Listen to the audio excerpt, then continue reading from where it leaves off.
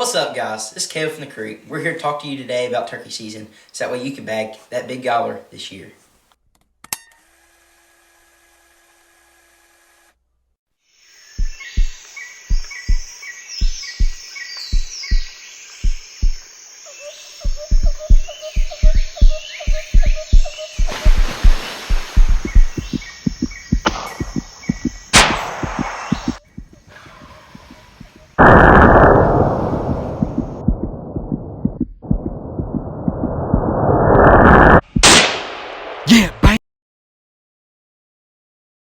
One of the most important things is calling, and my favorite call is the Primo's Diamond Cutter. It's because of its pitch and the way it just calls in them birds and gets them fired up. Like in Alex's turkey hunt. Here's one of the sequences I used in it.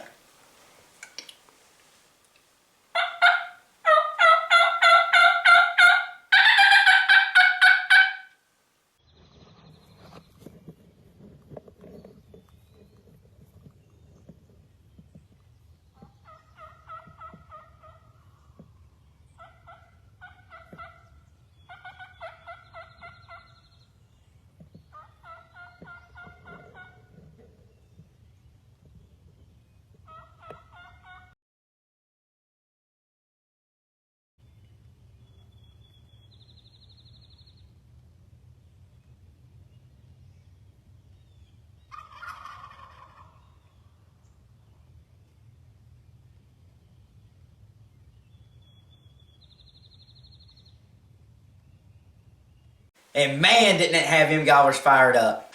This is another sequence I like to use to get them big gobblers fired up.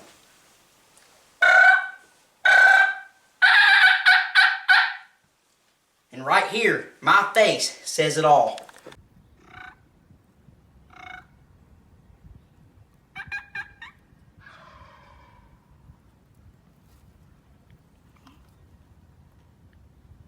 What we see most in turkey hunting and have to deal with is hand-up gobblers. We go out there, we call, we find us a nice gobbler gobbling, and he won't come in. It's because he's got a bunch of hens with him. The trick I use, and I figured out over my life of turkey hunting, is going back on him. And I call it going back on him because you get close to him, you call, and you start walking away. And every 20 yards you call again, and just a little call, like little purrs, little cuts, and stuff. Don't get aggressive with it. Just make him think that you're leaving. As long as it sounds like you're further away and you keep on walking, it's going to trick him into walking in there to you. And as soon as you walk about, say, 100 yards, been calling, and every 20 yards, and he answers you and he sounds like he's coming, look around your surroundings and make sure you got a place in that area for you to set up where you think that bird's coming from and to be in the right environment for it. And then set up there, do one more little call sequence just to make sure he knows where you're at, and then shut up, and he'll be right there on top.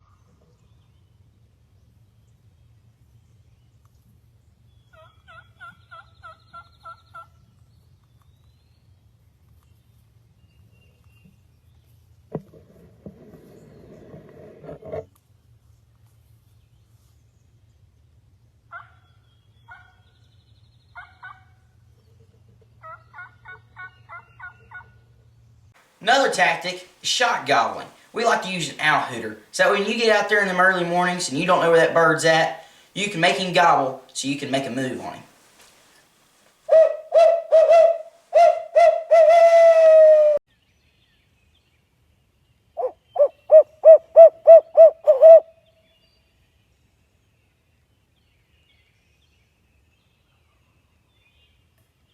That's two. Close.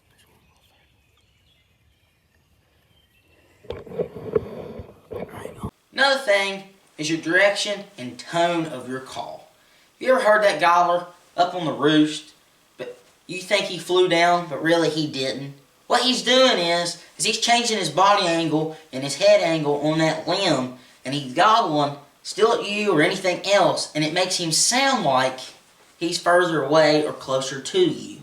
But really, he's still on that limb. That's a good trick that gobblers use, but they don't really do it on purpose. But a trick you can use against them, doing the same thing with a hen call, is if you got a gobbler hung up and you cannot move at all without spooking him, but he's pretty far out there. You want to call, but you want to make it sound like you're leaving, like I was talking about that trick earlier, and make it sound like you're leaving going further back. All you have to do is change your head angle, move your head around, face your head away from him, directly away, put your hand here and your other hand here, cup it like that. It'll make that call sound like that hen's leaving, and it'll get him like, that hen's leaving me, and he's going to come in there, and it'll get him unhung up. And he's going to come in there to try to find her. Just like this right here.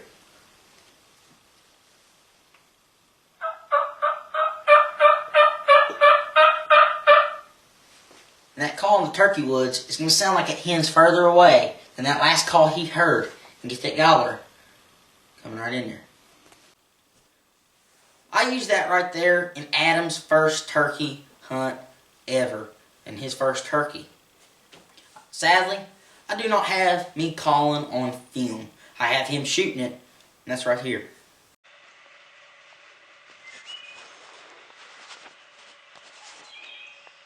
Kelly.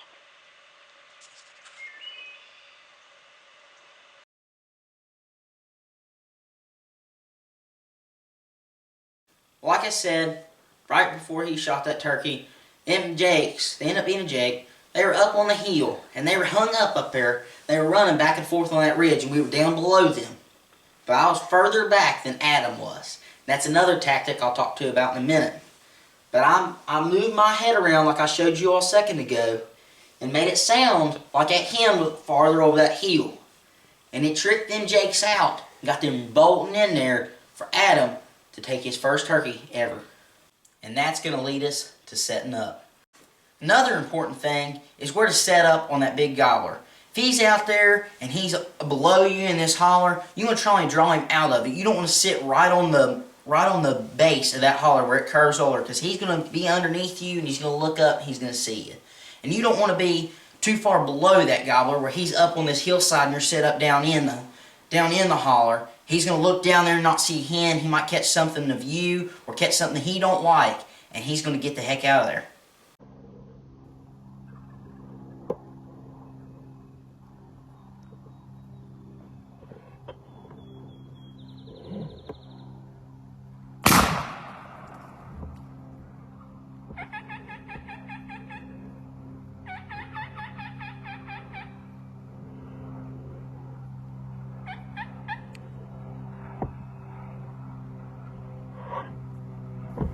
If I could go back on those hunts, I would try to get as eye level as I can to those birds. So that way, when he came up over that hill to my left, he looked down and didn't see a hen there. He seen something he did not like and recognize, and he tried to book it out of there, and I ended up missing that bird. Like I was saying about trying to set behind the shooter or further back than the shooter setting. That shooter is not calling.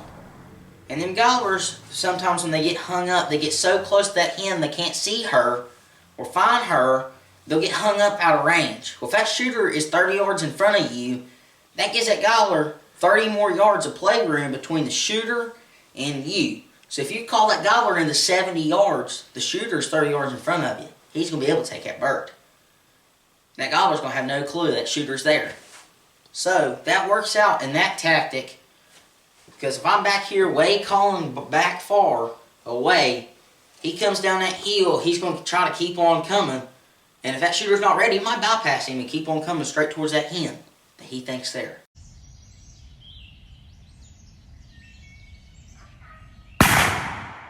Alright guys, and this is the decoy that I like to use the most. It's an old foam decoy, Walmart special is what I like to call it, and all my buddies call it. But Adam has a better decoy and looks better, but anything that resembles a turkey is going to work. Anything that just looks like one. Time to use decoys is, I don't like using decoys a lot, to be honest, that's just me. But times I have used decoys in the past has been when gobblers will come in out of gun range, out of shotgun range, and they'll look, they don't see the hen, they hang up, and then they leave again. And I'll sneak out there and put old Princess up right here, the old Walmart special. And usually does the job. The thing is about when you set up decoys, a lot of people get this wrong. You don't want to put a decoy straight out in front of you. Like if you were the turkey, I'm a hunter over here, you don't want to put it like this in front of you.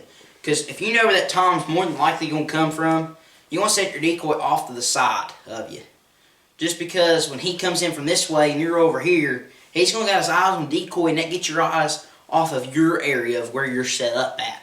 More than likely he's going to be strutting when he comes into a decoy. That's also a key if you're bow hunting for turkeys, because they're into that decoy enough and they think it's a real hen or a real jake or a real gobbler, whatever your preference is or the setup. You got her on the ground in breeding position, you got her upright like she's alert or something, or she's looking for that gobbler to come in and breed her, then he's going to have all his attention just on that decoy, and he's not going to be worried about anything else. And that's your timing of when you can pull back or even pull your shotgun up, your cameraman can get on him and you can drop that big old turkey. Another thing is a good tip about decoys, is a lot of people don't understand how important it is of the facing of your decoy. If you face this decoy right at that gobbler, where he's coming in, he's going to see that she is looking at him, and that's all he wants, is the attention. He wants that attention, so that way when she sees him, she's going to sit there and watch him and do her thing. And he's going to do his thing over there strutting. And another key part is that a lot of people don't understand is the way your decoy is facing. You don't want your decoy facing that gobbler, or where he's going to come in at, because he just wants that hen to look at him when he's strutting his stuff. Because if he's got that attention and all eyes are on him, he's just going to sit out there out of gun range or bow range or whatever, and he's going to strut his stuff wanting that hen to walk to him. Well, of course, we both know this hen ain't going to be able to walk none. She's a decoy, but he don't know that. So, you want to face it away from him, either at an angle or straight on away. So when he comes in, say you're the gobbler, and I'm over here, he's going to come walking right in that decoy and try to get in front of her. It's going to make him even closer to you for that perfect shot.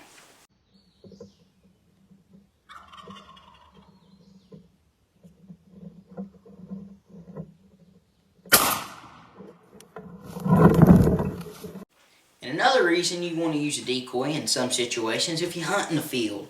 You see a lot of people on TV and other YouTubers out there, they put their decoys out in the field and they're in the ground blind or sitting beside of it. And you see these big long beards 300 yards across this field just come running right in. It's not always how it happens, but more than likely that's what's going to happen when he separates from his hens. Why I don't like using decoys. I've had too many gobblers come in, see the decoy, and get a little spooked by it and take off running. Other times I've had them come in and come right into it. It honestly just depends on the gobbler and his preference. But you don't know what every gobbler's going to do, so it's kind of a gamble. No matter what you do in turkey hunting, it's always a gamble. You might think he likes that call that a gobbler last year liked, and he won't like it. I've actually been in the woods before, and I had a gobbler gobbling good, and I messed up, and he gobbled more. I've had them, other than that, I've been messed up, they putt, take off. I had this one gobbler a couple years ago. I don't have it on video. I had this one gobbler a couple years ago. I couldn't get him to gobble. He'd only gobbled a crow or something else. He would not gobble at my call. I couldn't figure out why. They used to hearing that same old thing. If you've ever heard a hen call in the woods, she does not sound as perfect as our calls do sometimes and as we want them to be. And that sometimes is a problem for us day turkey hunters, is because I was on that gobbler and he was not gobbling. And I messed up when I was trying to call. I squeaked in my call. I thought it was over. He liked it. Because if you listen to a hen, they make these ugly sounding chops that it gets the gobbler more wild up than your call ever will. Because you can only get close to doing a hen call. You can never be perfect as in what that hen's going to do. But that's about it for decoys. Another key thing is, and probably the most important thing in turkey hunting, is camo. And no, I am probably one of the most people in the world that does not think a lot about camo. If it looks similar to my woods, I'm putting it on. I don't care. I don't have to go out there and buy the best of the best. You don't have to go out there and buy the best of the best. Don't let other people tell you you have to buy this, you have to buy the most expensive, you have to buy the newest camo. I buy Walmart camo all the time. As long as it looks like your surrounding woods where you're going to be turkey hunting, it's going to work. So what I do is I go out in the springtime. Of course, I don't do this every year because I know what my woods look like. And if you got a lot of dogwood trees or anything else, you want to find that camo or pines or something that what you're going to run into the most in the woods. A lot of grass or anything. If you're in a ground blind, you don't have to worry about it as much. But you want to find what your area that you're going to be turkey hunting the most. You want to figure out what camo works the best for you. So this guy might use one sort of camo. You might use another one. It's all what works for you. I mean, this right here works just fine for me. It fits. It's got everything that's around here and it's prominent for where I hunt. But that's about all for camo. Clothing, gloves. A lot of people don't think of that. You got them hand on the gun or hand on your bow, you got that white. Turkey sees that, they're gone. Gloves or paint or something that you want to put on your hands to cover it. Another thing is, if you're filming, burlap around your camera tripod, anything that will keep your cameraman and your camera hidden, because more than likely that cameraman's going to be moving more than you are trying to get that bird on film. Another thing is your face. Well, I don't like face mask as much just because it kind of cuts off my view on my sides, and I'm a person that my view's a little bit different than it is usually. It kind of trips me out a little bit, so I don't like to use face mask as much, but if I don't have time, that's what I'm throwing on. And other than that, I'll use face paint. Hats, make sure it does not have white on it. This one used to be real white around the edges, but now it's so old, it's dirty and everything else, it blends in good. Colors you don't want to wear in the turkey woods. Anything, basically, except for camo. They see every color. They're not like a deer. They're not colorblind. They're probably the best have the best eyesight out of all the animals, in my opinion, in West Virginia and probably in the U.S., the world maybe. They're one of the best keen eyesights ever. You know, I have people tell me all the time that a turkey could see you blink at 100 yards. And honestly, I would believe it. Of course, you're not going to be able to stop from blinking the whole time, so it's not all the way true. But you got to think, you're sitting there still and he's staring you down. You move anything that does not look like it's not supposed to be there, he's going to go. Sometimes you might be as still as you can be and think you weren't moving an inch or muscle or nothing. And he sees something that he doesn't like, he's gone. You might be head to toe covered in camo, matching the tree that you're on, anything. He's gone. That's just him. Birds are ornery, they're smart, and they'll fool you. And that's how it works, is they're going to fool you, and sometimes you won't like it. You're not going to like it, but that's turkey hunting, and nobody's perfect at it. And you can ask anybody at turkey hunts, you're never going to be perfect at it. No matter how much camo you put on, how sweet your calls sound, no matter if your shotgun can shoot 110 yards out there, it don't matter.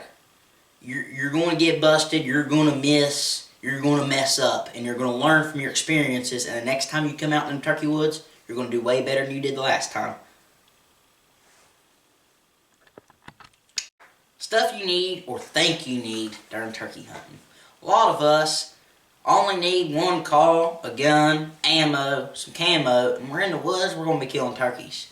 Okay, used to, is how it was. I had a backpack with 2 pockets in it, and I'd have certain calls in the front, a little pocket, and I had my decoy, and the other calls and stuff I didn't use as much, and my face mask and my gloves, in my big pocket.